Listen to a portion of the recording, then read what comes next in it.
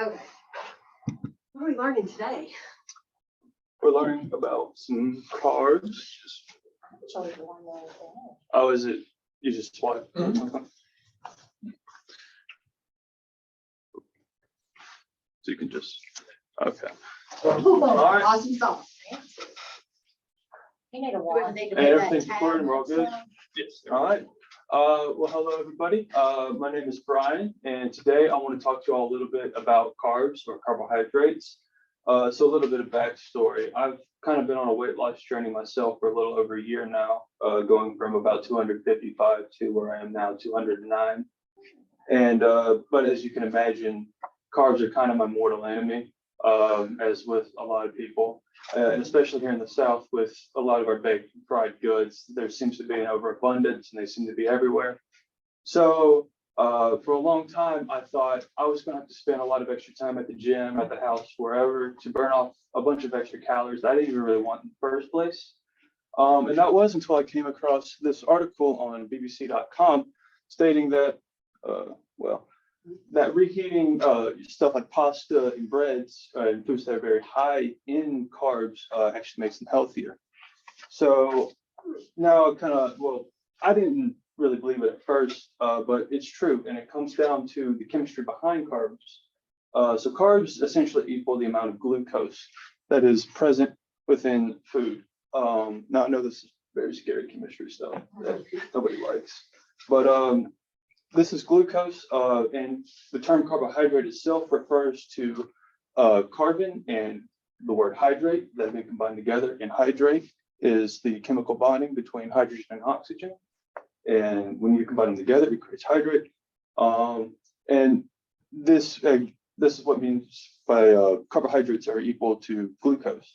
And as you can see from this image, glucose consists of long strands of carbon that have been bonded to hydrogen and oxygen.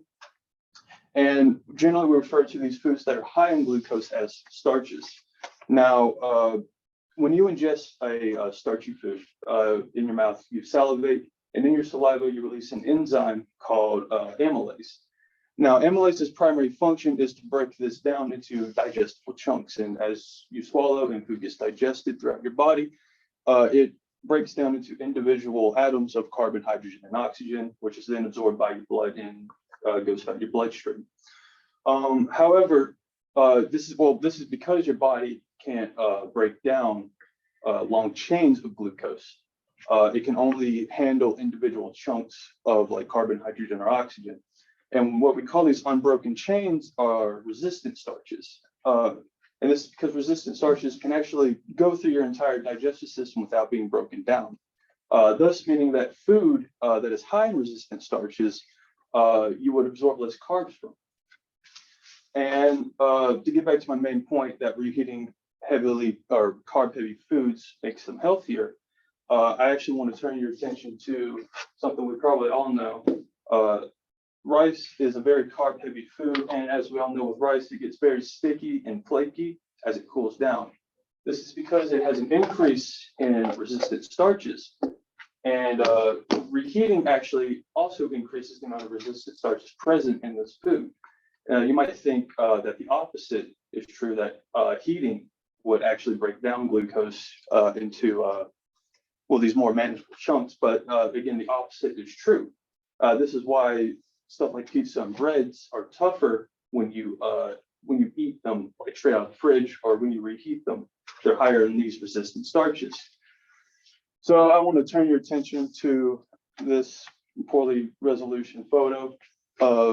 This is from a show called Trust Me, I'm a Doctor, and I don't have time to play a clip in its entirety, but as you can see, what they did was they measured 3 different pasta dishes, or 3 of the same pasta dishes cooked differently. As you can see, they measured the amount of blood glucose present in freshly cooked pasta had the highest spikes in blood glucose.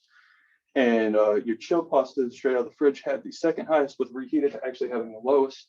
This is again because they had reheated pasta had the highest resistance of resistant starches.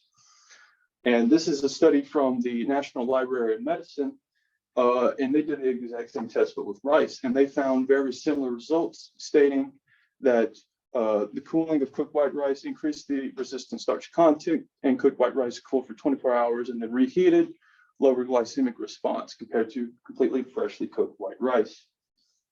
And this process is actually repeatable. So cooking, reheating, and cooling and reheating like a dish 10 times actually makes it more effective than if you just reheat it once or twice.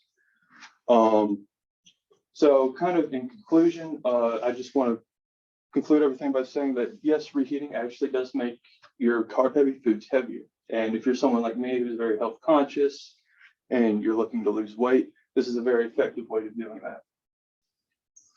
And that's it.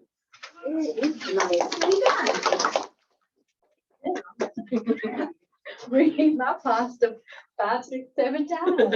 I love it.